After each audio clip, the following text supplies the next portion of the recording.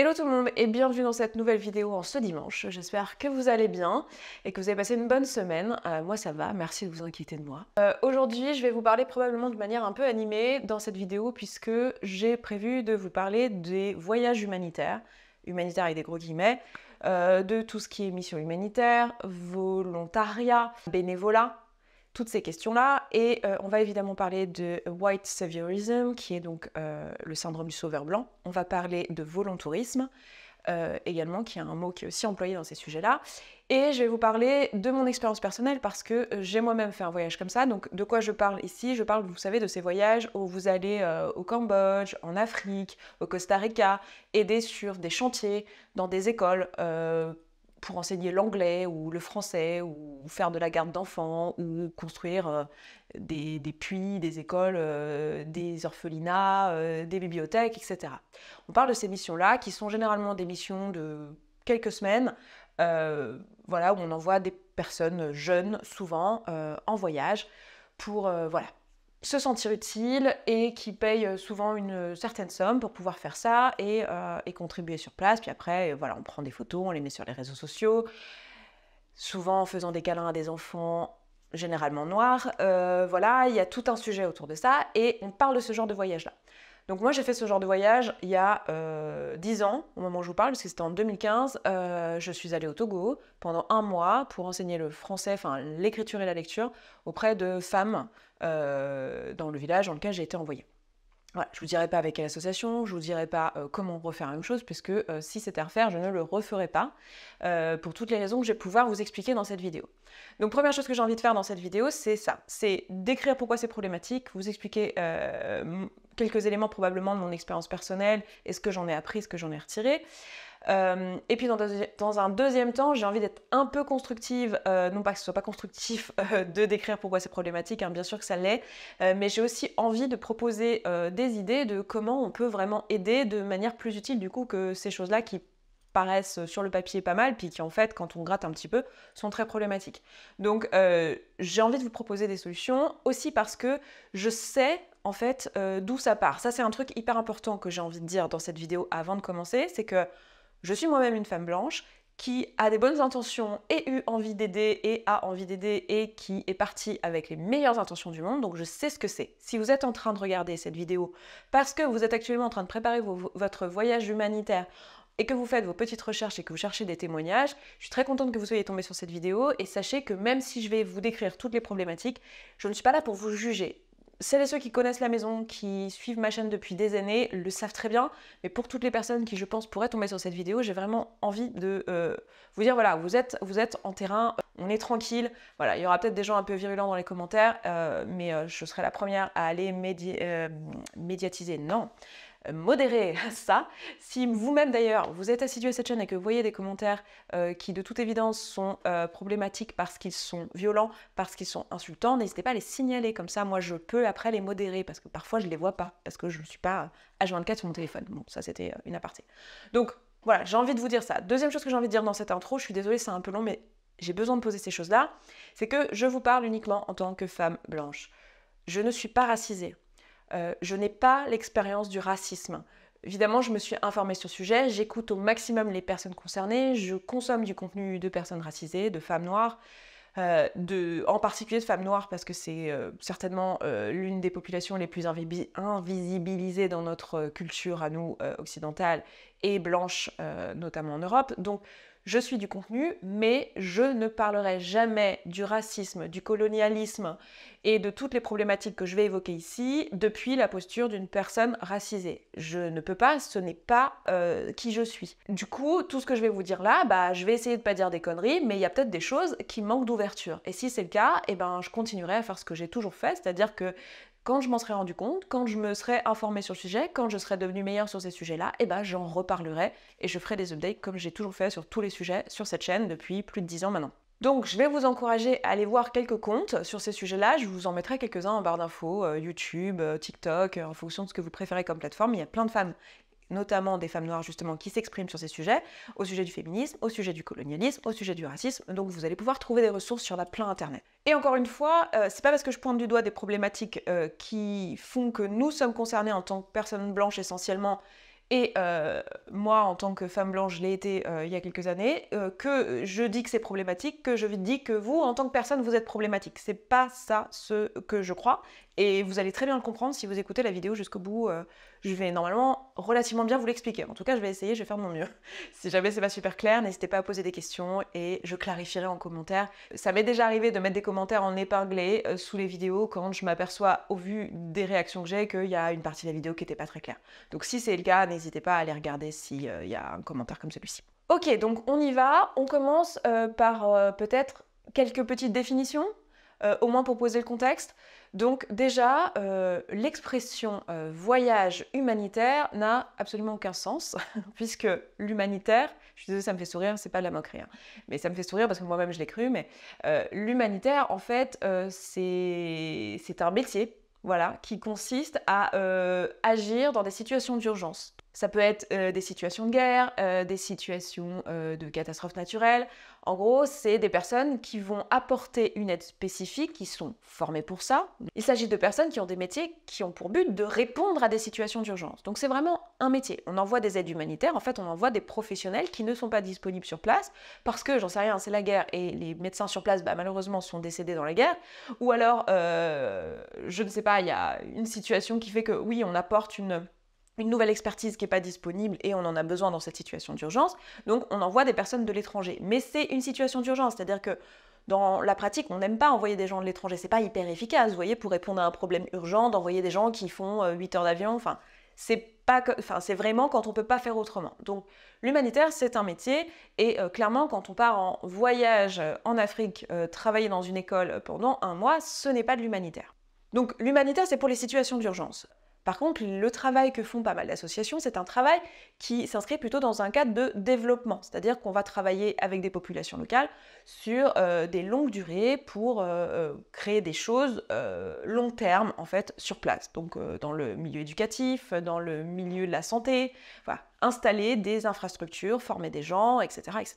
Donc ces voyages que l'on fait, là, dont on parle, en fait, ils ne s'inscrivent pas du tout dans l'humanitaire, ils s'inscrivent plutôt déjà dans du développement, dans des projets plutôt long terme.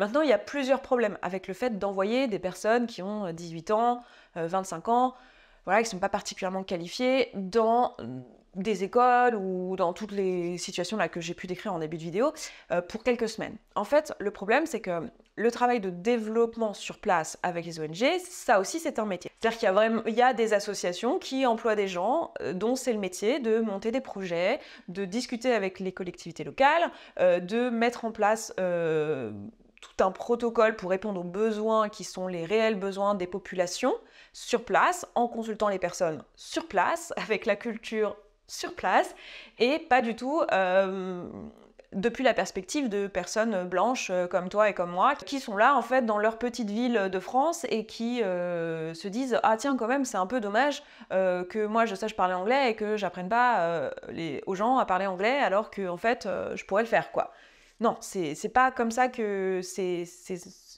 pas comme ça que travaillent ces associations. Ces associations-là, elles travaillent sur place avec les gens et évaluent réellement les besoins. Et donc, ce qu'elles peuvent faire, c'est créer effectivement des postes de volontariat. Et donc c'est là qu'on va se rendre compte qu'il y a plusieurs types de volontariat en réalité. Il est possible que ces associations sur place, elles aient besoin de faire venir des gens pour travailler sur la construction d'une école, par exemple, parce que c'est dans un projet long terme qui est fait avec les collectivités locales, etc. Et effectivement, il y a vraiment ce projet. Et ça a du sens dans le protocole de développement du village en question, etc. Et ça a été pensé avec des gens dont c'est le métier et dans une décision collective. Et dans ces cadres-là, en fait, ce que vont faire ces ONG la plupart du temps, c'est essayer de trouver des personnes qui peuvent rester longtemps, qui sont qualifiées. Généralement, elles vont essayer de trouver des personnes locales, en fait, parce que les gens autour, quitte à donner un boulot à quelqu'un, autant le donner aux personnes qui sont autour plutôt que faire venir des gens de l'étranger, ça coûte plus cher, ça fait venir des personnes qui vont pas pouvoir rester parce qu'elles ont une vie implantée ailleurs. Donc quand on est sur des longs projets comme la construction d'un bâtiment, c'est pas mal d'avoir des gens qui vivent là, en fait. Donc elles vont d'abord essayer de prioriser le fait d'avoir des personnes locales, et elles vont faire venir des gens uniquement s'il y a besoin de le faire rapidement, ou si il y a besoin de cœurs de métier qui sont pas disponibles immédiatement localement, et voilà, elles le font pour des raisons en fait pratiques et pour des raisons d'efficacité. En fait, le problème du volontourisme, c'est que en fait, ça vient entraver le travail des ONG qui sont sur place. Le volontouriste, en fait, ce qu'il va faire, c'est qu'il va prendre un voyage, en fait, il va réserver un voyage comme il réserverait un voyage dans une agence de voyage auprès d'une agence qui travaille avec des associations sur place et qui, en fait, est juste souvent un intermédiaire, et même quand c'est en lien directement avec les assos sur place, d'ailleurs, c'est problématique et je vais vous expliquer juste après pourquoi, mais souvent, c'est même pas le cas, c'est des intermédiaires comme Project Abroad, par exemple, pour ne citer que lui, qui est l'un des plus grands dans le volontourisme, même s'il y a des gens qui vont dire que c'est pas vrai, c'est pas du volontourisme, mais c'en est. En fait, ils vont finalement vous envoyer là-bas pendant 3 semaines, 1 mois, 2 mois, 3 mois, bref, c'est vous qui choisissez à la carte votre voyage en fait. Le but c'est, et vous voyez même dans le langage qui est utilisé sur ces sites-là, donc je parle d'eux, mais je parle pas que d'eux, je les pointe pas eux spécifiquement du doigt, hein, mais le système global du volontourisme, vous allez voir que ces voyages-là, ils sont présentés pour les personnes blanches venant d'Europe, où vraiment on leur dit bah voilà ce que vous allez y gagner, voilà comment ça va vous apporter, ce que vous allez pouvoir faire, et puis bon bah l'aide que ça va apporter aux gens, et c'est super, vous allez être une belle personne en gros. En fait, ils essayent de répondre à votre besoin, vous, de partir, qui est votre besoin brûlant de vous sentir utile en fait, votre besoin brûlant d'avoir une forme de reconnaissance, de faire quelque chose parce que vous êtes là et vous savez pas quoi faire de vos 10 doigts, et aussi parce que vous avez cette envie qui est légitime, mais qu'on a tous, mais qui dans ce cadre-là et pas au bon endroit, et pas placé au bon endroit, mais qui est cette envie d'avoir la reconnaissance sociale en fait, et que c'est gratifiant de faire un voyage, de se sentir utile, de mettre des photos sur Facebook, sur Instagram ou sur TikTok. Sauf qu'il y a plein de problèmes à ça. Déjà, vous allez dépenser une fortune, vous allez dépenser, je sais pas, 2000 € par exemple, pour des frais d'accommodation sur place, alors qu'en fait, c'est pas du tout ce que ça coûte de vous loger et de vous recevoir sur place. Donc vous voyez bien qu'il y a des gens qui se font de l'argent derrière, qu'il y a un business, il y a une rentabilité derrière, c'est à but lucratif en fait de vous envoyer là-bas. Et en plus sur place, vous allez en fait faire un travail qui est pas aidant pour les collectivités et pour les gens sur place. Pourquoi? Mais parce que par exemple, si vous êtes sur un chantier, vous allez travailler 3 semaines, il va y avoir une perte d'informations parce que vous avez passé 3 semaines et après vous allez repartir, donc ça va être une autre équipe qui va arriver. Il y a de la perte d'informations sur place, on ne sait pas qu'est-ce qui a été fait, qu'est-ce qui n'a pas été fait, souvent c'est assez mal mené. Voilà, donc au mieux vous êtes juste inutile, au pire vous ralentissez le projet, voire vous l'entravez. Je parle des écoles, par exemple, typiquement. Imaginez, vous arrivez, vous êtes là pour enseigner le français, vous ne savez pas quelles sont les leçons qui ont été faites par la prof d'avant qui est restée 3 semaines, vous ne savez pas quelles sont les leçons que vont faire la personne d'après, il n'y a pas de programme pédagogique, et quand il y en a un, il est vachement succinct, parce qu'en fait, vous êtes là en tant que volontaire à venir, à repartir, etc. Donc, ça entrave le travail des collectivités, des ONG qui travaillent sur place en collaboration, qui essayent en fait de faire un projet pédagogique long terme et qui du coup, eux, sont plutôt dans une optique de former des professeurs sur place. S'ils font venir des personnes de l'étranger, c'est pour pouvoir offrir de la formation aux personnes sur place pour que l'enseignement reste auprès des enfants. Et en plus, quand vous repartez, imaginez, c'est très problématique parce qu'en fait, les enfants, ils se retrouvent à devoir faire le deuil de personnes adultes toutes les quelques semaines. Et en fait, c'est problématique à plein d'égards. Et en fait, le problème, c'est que ce système-là, le fait que vous puissiez partir, quand je dis vous, je m'inclus là-dedans puisque je l'ai fait, quand on part dans ce genre d'endroit, en fait, et qu'on prend ce genre de voyage, la plupart du temps, même quand c'est auprès d'associations directement, c'est ce que je vous disais tout à l'heure, donc quand c'est auprès d'associations directement, même pas à travers des intermédiaires, en fait, souvent, les associations sur place ne peuvent pas se permettre de vous refuser de venir, en fait, financièrement, parce que votre voyage, vous accueillir, en fait, ça leur fait gagner de l'argent, même si vous servez à rien sur place. Des fois même, ils ont envie de vous dire non, mais en fait, touche pas au truc, parce qu'en fait, il y a des équipes qui sont en train de le penser long terme, et en fait, toi, tu vas faire plus de mal que de bien, en fait, t'es pas qualifié, tu débarques là, tu sais peut-être même pas parler super bien l'anglais, tu sais pas comment enseigner le français, enfin, tu vois. Donc, le problème, c'est que garder ce système-là et garder, nous, en tant que Français, par exemple, typiquement, cette envie de partir et ne pas voir que c'est entravant, en fait, on va perpétuer ce truc-là qui est plutôt délétère pour les personnes sur place. Et ça vient de notre culture à nous, qui nous enseigne le white saviorism, donc le syndrome du sauveur blanc, c'est-à-dire que depuis qu'on est tout petit, on nous dit collectivement que les personnes dans des pays en voie de développement ont besoin de nous, qu'il faut qu'on aille les aider, que nous, on peut être une bonne personne en allant aider des enfants noirs en Afrique, alors qu'en fait, ça, c'est juste du néocolonialisme et que c'est hérité de l'héritage colonial et que c'est problématique à plein d'égards. Pour vous parler de mon expérience personnelle, quand moi je suis allée au Togo, je me suis retrouvée donc à aider des femmes les après-midi dans l'école où en fait les enfants le matin avaient d'autres équipes qui leur donnaient classe et nous l'après-midi on avait l'école pour pouvoir avoir un tableau, du matériel, etc. et apprendre à lire. C'est des personnes on était au Togo, donc on était dans une ancienne colonie française du coup, donc les personnes parlaient français et moi, je me suis rendu compte en étant avec ces femmes, donc j'avais à peu près une quinzaine de femmes que je voyais au quotidien. Alors, elles n'étaient pas toutes là tous les jours, etc. Puis moi, j'enseignais pas tous les jours, je le faisais 3 jours ou 4 jours par semaine. Je sais plus exactement. Il faudrait que je regarde mes notes parce que je me rappelle plus, mais c'était pas tous les jours. Et ben en fait, ce dont je me suis rendu compte, c'est que elles, on leur avait dit de venir là parce que moi j'étais là et qu'il fallait que je me sente utile, en gros, mais la plupart en avaient un peu rien à faire d'être là. Quand je leur ai posé la question, mais pourquoi tu veux apprendre à lire? À quoi ça te servirait d'apprendre à lire? La plupart, en fait, elles n'en avaient pas besoin. Et elles m'ont expliqué leur culture, leur travail et comment elles font. Et c'est plus moi qui ai appris d'ailleurs à leur contact, et c'est bien tout le problème.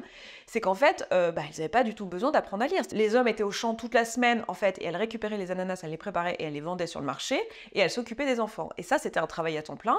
Ça leur donnait de l'argent, ça leur permettait de subvenir aux besoins, d'acheter du riz, de la nourriture, etc. Et sur place, enfin, je veux dire, la société fonctionne très bien en fait. Elle n'a pas du tout besoin qu'une femme blanche vienne et dise non mais tu devrais lire du Baudelaire. Vous voyez un peu Vous voyez ou pas le décalage? Bon bah ça c'est du néocolonialisme en fait. C'est nous qui arrivons en tant que personnes blanches, et c'est tout un gros sujet que j'ai envie de partager aussi dans cette vidéo, qui est qu'en fait en allant sur place, on se rend compte qu'en fait on est en train de projeter notre culture sur des personnes qui n'ont rien demandé, qui ont la leur et qui fonctionnent très bien. C'est nous qui avons décidé que ces pays sont en voie de développement et que la bonne façon de se développer, c'est de faire un plaquage de la culture européenne en fait, sur des cultures qui n'ont pas du tout la même histoire, qui ont leur propre histoire et qui n'ont pas une culture moins bien que la nôtre en fait. Donc on arrive avec nos grands chevaux en disant non mais c'est comme ça qu'il faut faire. Bon bah ça... c'est quand même assez problématique en fait. Et c'est surtout très éloigné des réels besoins des personnes sur place. Parce que si on leur demande, ok, qu'est-ce qui t'entrave dans ton quotidien? Qu'est-ce qui est difficile que tu ne peux pas faire parce que le pays est pauvre et qui pourrait être aidant que des associations locales fassent pour toi ou t'aident à faire? En fait, la réponse, c'est pas apprendre le français ou apprendre la lecture. En fait, il y a quelques femmes qui étaient contentes d'apprendre la lecture parce qu'elles voulaient pouvoir permettre à leurs enfants d'aller à l'université à Lomé et il fallait remplir des papiers, mais je veux dire, la plupart d'entre elles, non, ce qu'elles me répondaient, c'était bah en fait on aimerait bien qu'il y ait des points d'eau à des endroits plus proches de chez nous, ou on aimerait bien qu'on puisse avoir la contraception. Et bien sûr qu'il y a des associations sur place qui font ce genre de choses, mais vous voyez que en fait ça montre bien que l'association dans laquelle j'étais, qui est bien une association locale pourtant, et ben en fait essayait surtout de gagner de l'argent. Et c'est dit bah en fait les Françaises, elles ont bien plus envie d'enseigner le français, les Françaises un peu féministes, elles seront contentes d'enseigner la lecture à des femmes, donc on va faire ça. On voyait bien que la mission qui m'était proposée était plaquée sur ma culture et était plaquée sur ce qui était perçu comme un marché, c'est-à-dire ce que moi j'étais prête à faire en tant que femme blanche pour aller aider sur place. Donc en fait, au fond, c'est très problématique. En fait, ce sont des personnes qui se sont servies de mon manque d'information, de ma naïveté et de mon manque de compréhension des dynamiques locales, etc., et de ma connaissance du pays, ce qui est tout à fait normal puisque ce n'est pas mon pays, pour finalement me vendre quelque chose qui, en fait, on m'a vendu le fait de partir, me rendre utile et avoir l'impression d'être utile. Mais au final, au mieux, j'ai pas fait de mal à ces femmes sur place. Et au pire, j'ai plutôt entravé l'école et les personnes sur place qui étaient en train d'essayer de faire un projet pédagogique qui du coup n'avaient pas l'école 3 jours par semaine, 3 après-midi par semaine, parce que moi j'étais là en train de faire la mariole avec des femmes qui n'avaient rien demandé en fait. Et ça c'est la réalité du volontourisme. Des témoignages comme le mien, vous en aurez plein internet.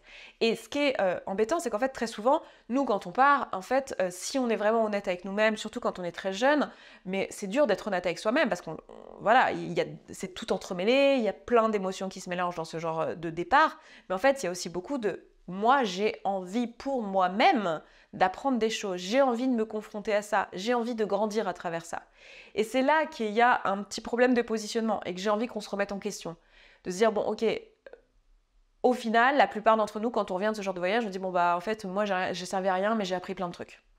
Donc, en gros, partir en voyage volontaire, en payant pour aller sur place, c'est une mauvaise idée. Vous avez toutes les chances de vous retrouver dans un endroit où en fait, au mieux vous servez à rien et vous enrichissez peut-être des entreprises locales qui font le pont entre vous et des associations locales qui peuvent pas se permettre de refuser votre venue alors qu'en fait vous êtes dans leurs pattes. Donc ça c'est le mieux qui puisse arriver. Et au pire vous êtes vraiment entravant parce que vous interférez avec des projets sur place qui sont des projets moyen terme, long terme où vous quand vous arrivez 3 semaines, bah en fait, vous foutez un peu le bordel, vous ralentissez tout le truc, et voilà, ça c'est le pire qui puisse arriver. Et plus tout l'aspect humain, hein, tous ces enfants qui finalement se retrouvent avec des volontaires qui viennent et qui repartent, émotionnellement c'est pas terrible non plus, enfin bref, voilà. Maintenant, qu'est-ce qu'on peut faire si on est vraiment bien intentionné et qu'on a juste envie d'aider et que bah, on a peut-être aussi envie, parce qu'on est jeune, de faire une expérience et par là de se rendre utile à un endroit, donc sans faire de mal, mais quand même, bah, nous, de profiter de l'expérience d'une manière un peu égoïste, et on a aussi le droit d'être égoïste, et je sais qu'il y a des personnes qui se le diront pas à elles-mêmes en regardant cette vidéo, parce que j'ai été à cet endroit-là, mais il y a aussi une démarche comme ça dans ce genre de projet, et c'est pas grave, on est tous humains, on a envie d'aider l'autre, on a envie de s'aider soi, donc qu'est-ce qu'on peut faire dans ces cas-là? Dans ces cas-là, si jamais vous êtes jeune et que vous avez envie d'une expérience comme ça, de vous apprendre aussi, mais sans faire de mal sur place, il y a des structures qui existent. Il y a le service civique qui existe entre 16 et 25 ans. Vous pouvez partir en service civique. C'est pas forcément à l'étranger, ça peut aussi être en France. Et je peux que vous recommander de partir en France, j'en parlerai un petit peu plus après, mais voilà, mais ça existe et surtout, là, vous allez partir pour des périodes de 6 mois, 1 an, donc vous allez pouvoir vous inscrire dans un projet long terme et ne pas foutre le bordel dans ce qu'essayent de faire les ONG sur place. Donc généralement, c'est des projets qui sont déjà montés à l'avance, dans lesquels vous allez pouvoir vous insérer, et effectivement, c'est pas des vacances, c'est pas comme un volontourisme, c'est pas comme un voyage humanitaire, puisqu'en fait, vous n'êtes pas en voyage, vous êtes là-bas pour accomplir une mission, mais pour vous rendre utile, vous allez certainement apprendre plein de trucs, c'est super dans votre CV, vous allez contribuer à un truc qui est vraiment utile et qui a été fléché avant par des personnes dont c'est le métier et qui ont réfléchi et qui ont pensé les projets pour des jeunes de 18 à 25 ans qui vont venir aider sur ces projets-là, avec les compétences de jeunes de 18 à 25 ans. Donc, vous savez que si vous le faites dans ce cadre-là, vous n'allez pas faire de la merde. Le deuxième truc que vous pouvez faire, si vous avez entre 18 ans et 29 ans, c'est des VIA ou des VIE. C'est des volontariats internationaux en entreprise ou volontariat international en administration. Donc là, vous allez travailler, en fait. Vous allez apporter une compétence dans un domaine. Là encore, c'est sur des longues périodes. Je crois que pour les VIE et les VIA, il me semble que c'est 1 an minimum. En général, c'est 1 an, 2 ans. Voilà, et vous allez pouvoir partir à l'international et contribuer dans votre domaine de compétences. Si vous avez pour domaine de compétences uniquement d'être jeune et d'avoir des gros bras, et ben vous allez aussi pouvoir contribuer. Il y a des projets pour ça. Bref, je vous laisserai aller regarder. Je vous aurai mis des liens en barre d'infos vers les sites compétents pour vous expliquer ces projets-là. Et vous allez pouvoir vous inscrire dans des projets globaux et utiles. Si vous êtes au-delà de ces âges-là et que vous avez envie de contribuer, vous pouvez, dans certains cas, faire ce qu'on appelle des mécénats de compétences, qui sont en fait, si vous avez un domaine d'expertise très précis, je sais pas, vous êtes médecin, vous avez, je sais pas, vous êtes dans la gestion de projet, vous êtes j'en sais rien, un professeur dans une langue en particulier, ou vous avez des compétences, je sais pas, d'ingénierie, sur la gestion des sols et des eaux, ou je ne sais quoi, et bien vous pouvez partir dans un mécénat de compétences, où en fait vous allez aller sur place pour former des gens, pour transmettre des compétences qui ne sont pas disponibles immédiatement localement, et dans le cadre d'ONG qui, elles, font leur boulot, et si elles vous font venir, c'est qu'elles ne peuvent pas faire autrement en fait, et que vous allez vraiment être utile, et que ça ne va pas être délétère aux populations locales. Et ça, vous pouvez le faire, aller demander à votre RH au sein de votre entreprise, voir s'il y a des missions qui sont disponibles pour vous. Ça n'implique pas forcément d'aller sur place, hein, parfois ça implique de faire des formations sur Zoom, des choses comme ça, mais c'est des choses qui existent aussi si après vous voulez aider à l'international. Donc ça, c'est quelques idées que je peux vous donner, il y en a probablement plein d'autres. Voilà, c'est les choses en tout cas que moi je connais et sur lesquelles je peux en toute sécurité un peu vous recommander et vous dire d'aller creuser un peu ces sujets-là. Je vous mettrai quelques liens respectables dans la barre d'infos pour que vous puissiez aller regarder ça de plus près si vous êtes intéressé. Mais j'ai envie d'aller encore plus loin dans la conversation et se poser la question de est-ce que c'est intéressant d'aller à l'étranger, encore une fois dans cette optique de syndrome du sauveur blanc, d'aller à l'étranger pour se rendre utile. Est-ce que c'est nécessaire d'aller à l'étranger pour se rendre utile, autrement dit ? Moi, ma croyance, c'est que non. En fait, je pense que la plupart du temps, c'est une mauvaise idée, en fait. Et que la plupart du temps, ça part de ce syndrome du sauveur blanc, de moi, j'ai envie de me faire mousser en partant à l'étranger et en pouvant dire, voilà, j'ai fait de l'humanitaire. Alors qu'en plus c'est le mauvais mot, mais vous avez compris, je me suis rendue bénévole, volontaire, etc. Le bénévolat d'ailleurs, ça peut être la même chose, mais juste vous n'êtes pas du tout rémunéré. Et d'ailleurs dans les services civiques et les VIA et VIE, vous êtes indemnisé, hein, c'est là qu'on voit aussi la différence entre le volontourisme et ce genre de mission-là. Bref, passons, je reviens à ce que j'étais en train de dire. En fait, de manière générale, moi je pense que c'est pas une bonne idée. En tout cas, c'est la conclusion à laquelle j'en suis arrivée personnellement. Parce que même si on essaye de bien faire, même si les grandes ONG essayent de bien faire, en fait, quand on creuse un petit peu, et je vous mettrai je vous mettrai notamment le lien d'une créatrice de contenu sur TikTok qui en parle. C'est une personne qui est spécialisée dans l'histoire des afro-descendants et elle en parle et elle dit que bon bah voilà, même les grandes ONG super bien intentionnées qu'on connaît, dont on connaît le nom, etc., il y a souvent derrière une logique colonialiste et c'est compliqué en fait d'être sûr qu'on n'est pas dans un espèce de truc où on veut juste transmettre notre culture à nous et effacer les cultures locales. Donc voilà, c'est pas évident de se positionner et d'arriver là-bas et de pas être en train d'expliquer la vie à des gens qui en fait nous ont rien demandé. Donc mon intuition et mon opinion sur le sujet, c'est plutôt, si vous voulez vous rendre utile et que vous avez 2000 € à claquer pour un voyage, plutôt que de les mettre dans un voyage, peut-être les donner aux ONG sur place. Même, j'ai envie de dire, dans cette logique que je vous disais de pas vouloir imposer notre culture là-bas, j'ai même envie de dire, vous pouvez aider localement en fait. Il y a des gens dans notre pays, il y a des gens autour de vous qui ont besoin d'aide et où vous pouvez contribuer. Donc j'ai envie de vous proposer juste de vous poser la question, et je me la pose pour moi-même, et je le fais pour moi-même bien sûr quand je dis ça, c'est on peut aussi juste se dire, voilà, qu'est-ce qui me touche comme sujet? Posez-vous la question, posons-nous tous la question, quels sont les sujets pour lesquels je me sens impliquée? Est-ce que c'est, je sais pas, les VSL, les violences sexistes et sexuelles? Est-ce que ce qui m'interpelle, je sais pas, c'est l'écologie? Est-ce que c'est la situation du logement? Est-ce que c'est la pauvreté? Qu'est-ce qui m'interpelle en fait? Et qu'est-ce qui me touche à titre personnel dans lequel j'ai envie de m'investir? Et à partir de là, d'aller dans ce qu'il y a de plus local autour de vous pour travailler, aider, demander aux personnes qui sont déjà impliquées comment vous pouvez vous rendre utile.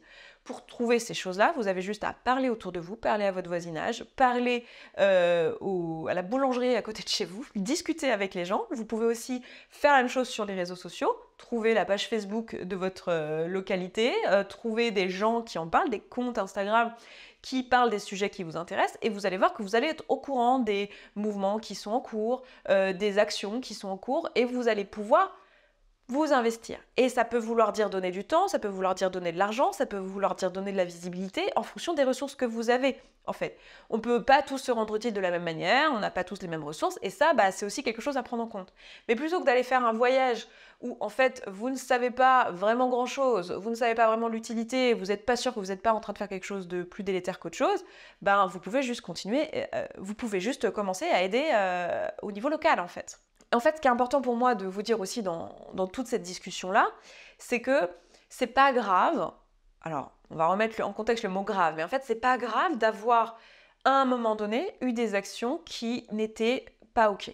En fait, vous ne pouvez pas changer le fait que vous êtes blanc ou blanche si vous regardez cette vidéo. J'imagine qu'il n'y a pas que des personnes blanches qui regardent cette vidéo, mais si vous êtes concerné par cette couleur de peau, ce n'est pas de votre faute, enfin vous ne l'avez pas décidé.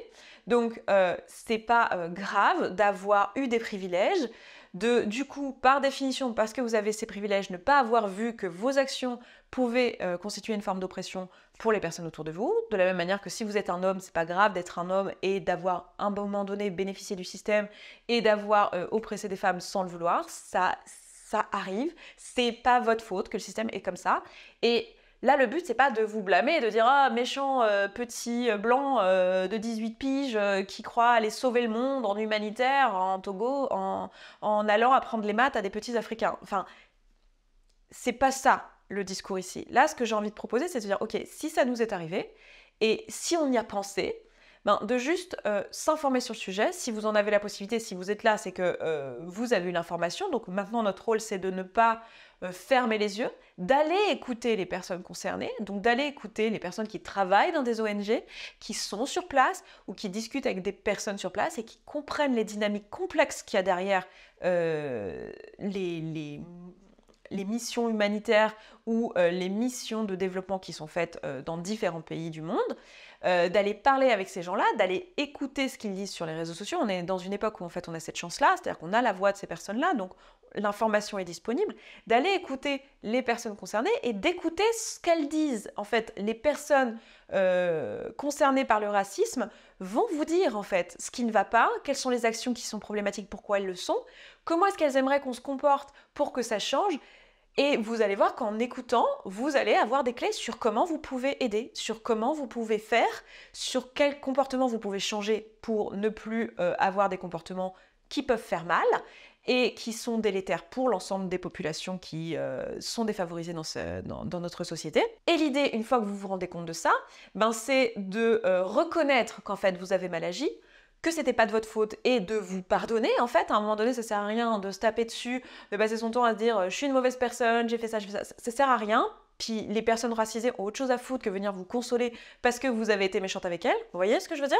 Donc, entre nous, si on a besoin, entre personnes blanches, on peut aussi en discuter et se soutenir mutuellement sur le fait que on doit traverser le fait d'avoir fait partie de cette oppression sans le vouloir. De la même manière que j'encourage les hommes à faire des cercles d'hommes quand ils se rendent compte du mal qu'ils ont fait involontairement, plutôt que de demander aux femmes de les soutenir, parce que c'est pas leur rôle. De la même manière, pour nous, c'est la même chose, et de se remettre en question, de se pardonner et de faire des actions correctrices quand c'est possible en fait, de changer et de faire des actions correctrices quand c'est possible.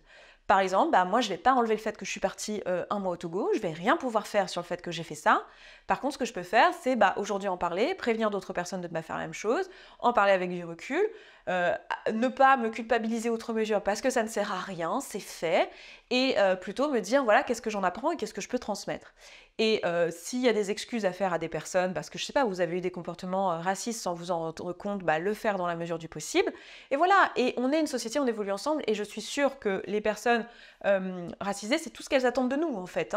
C'est ce qu'elles disent, c'est ce qu'elles partagent sur les réseaux, de la même manière que les femmes, c'est ce qu'elles attendent des hommes en fait. C'est juste de reconnaître qu'il y a un problème, d'arrêter de réparer quand c'est possible, de pas faire taire la voix des femmes, et là c'est la même chose en fait. Donc, sur ce sujet-là, j'ai envie d'encourager exactement les mêmes dynamiques-là.